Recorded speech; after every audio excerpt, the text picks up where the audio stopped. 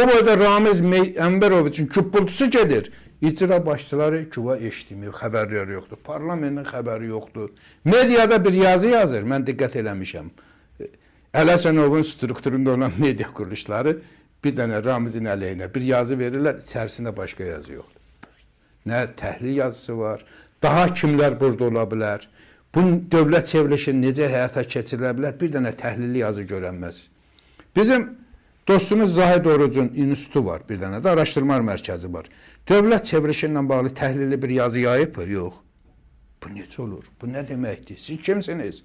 Cavab verin.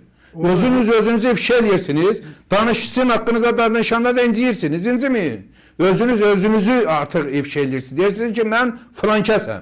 Özünüzdən gedin inciyin. Heç kimdən incimeyin. Zahid Orucun da adı hallanır da onunla bağlı. Zahir bəy, mən demədim ki, Zahid Oruc olur. Zahid Orucun əməlləri göstərir ki, bu adam daha çox o mövqədədir. Mən də deyirəm, sən özünü ələ verirsən.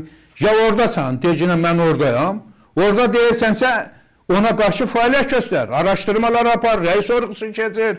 Ramiz Mehdiyev daha kimlə bağlı ola bilər? Məqsədi niyə ola bilərdi? Sonra da bir təhlilli yazı ver. Yazın ki, Ramiz Mehdiyev Azərbaycanda dövlət çevrilişini hansı metodlarla həyata keçirəcəkdi? Milləti bilgiləndir. Yoxdur orada da bir şey.